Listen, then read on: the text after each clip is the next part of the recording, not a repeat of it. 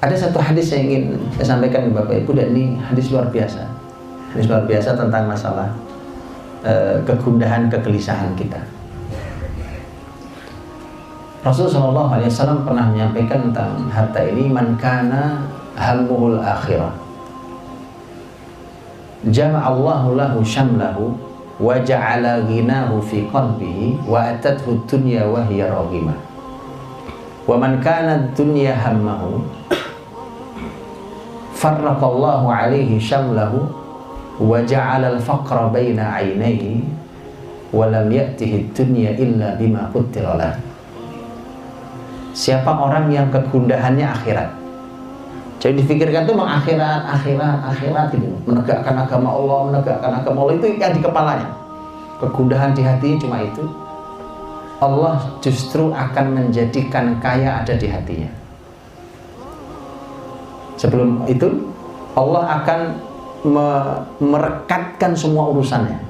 Rekat itu artinya menjadi tidak berantakan. Semua urusan hidupnya teratur, rapi, rekat semuanya. Dan Allah jadikan kaya di hatinya, dan dunia akan datang kepadanya dalam keadaan dunia itu hina. Tapi siapa yang kegundahannya adalah dunia, jadi kegelisahannya dari waktu ke waktu, dari jam ke jam, dari pagi ketemu pagi, itu kegelisahannya dunia, Pak. Wah, ini urusan modal, urusan ketemu klien, urusan rapat, urusan ini, semua urusan dunia. Maka akan Allah buat berantakan seluruh hidupnya. Allah hancurkan seluruh hidupnya, belah-belah. Itu kacau semua ini, Pak. Insya Allah nggak selesai ini masalah ini, wah ini. Kemudian Allah jadikan kemiskinan ada di kedua matanya.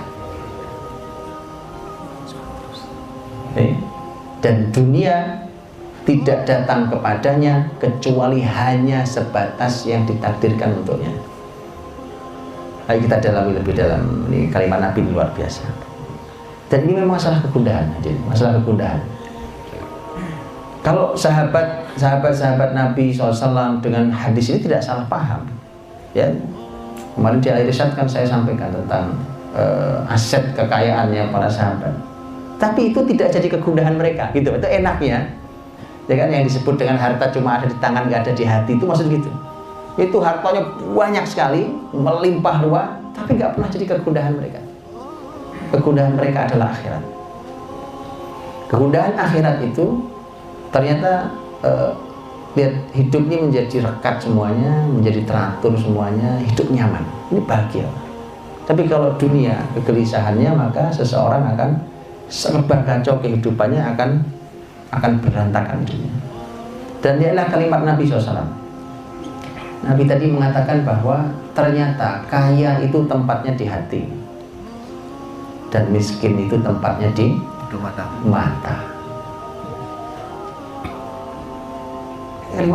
Kan? Ternyata kaya itu di sini tempatnya. Oh iya, orang kaya itu kan orang merasa cukup. Alhamdulillah cukup. Ya? Itu di sini tempatnya. Apa yang kita miliki hari ini, umpamanya punya kendaraan begini, alhamdulillah. Di sini kekayaan itu ternyata ada di hati.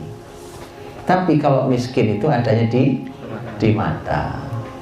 Dia punya barang mewah, melihat sebelah, nah gitu. Gara-gara mata itu. Waduh, ini bagusan ini ya. Belilah yang ini. Begitu beli yang ini, ngelihat ke sana lagi. Wah, lah. Itu gara-gara mata. Jadi miskin itu tempatnya di mata. Tahu ya? Nah, silakan diukur. Bapak, ini gampang sekarang. Apakah jenis matanya jenis itu berarti kegundahannya dunia?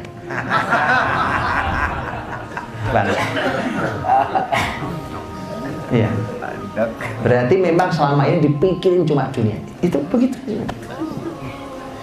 Dan ternyata hasilnya Masya Allah, yang kegundahannya akhirat, ternyata hasilnya dunia itu datang ke kita dalam keadaan dunia jadi hina.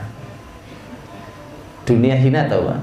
Ini harta, rumah, kendaraan, apa semua itu ngemis-ngemis datang ke kita. Mohon dong saya diikutkan, mohon saya dijadikan, dimanfaatkan. Itu dunia datang ngemis, Pak. Dan itu ternyata memang harus begitu. Karena terhadap manusia, terhadap dunia itu pilihannya adalah ini rebutan Pak, sama dunia kita ini. Adalah dengan dunia itu kita rebutan siapa yang jadi tuannya. Kitakah tuannya sehingga dunia adalah budaknya, atau dunia tuannya kita budaknya. Maka Nabi mengatakan ta'isa abdud dinar wad dirham wal qatifah. Celakalah hambanya dinar, hambanya dirham, hambanya kain sutra. Jadi kalau kita jadi budaknya dunia Pak, ya namanya budak tau. Budak terserah majikan, pergi sana, angkat ini, bangun gitu. Nah itu Pak, dunia nyuruh kapanpun, kemanapun kita berangkat, itu jadi budak dunia. Kalau mau dunia hina Pak, datang dunia datang ke kita dalam keadaan dia hina. Ini bedanya muslimin dengan selain muslimin. Ya, dunia datang kemis-kemis ke orang-orang beriman. Saya ingin juga dong Anda naiki kendaraan naiki. Boleh dong tanah ini Anda manfaat. Itu dunia datang dalam keadaan hina. Kalau dia datang dalam keadaan hina, nah itu jadi budak. Itu bisa kita suruh itu. Bisa kita suruh. Jadi kita bisa tawar-tawaran sama dunia Pak. Datanglah umpamanya harta ke kita kan. Ini dong saya ini jumlahnya hanya 10 miliar. 10 miliar doang, gak masuk di saya. Kan hina.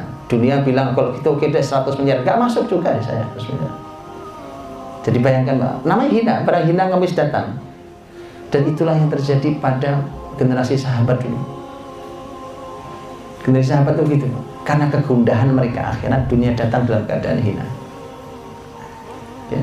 Dan maka saya tunjukkan Pak, ini beliau juga mencantumkan kisahnya tentang kisah sahabat mulia Umar bin Khattab radhiyallahu anhu.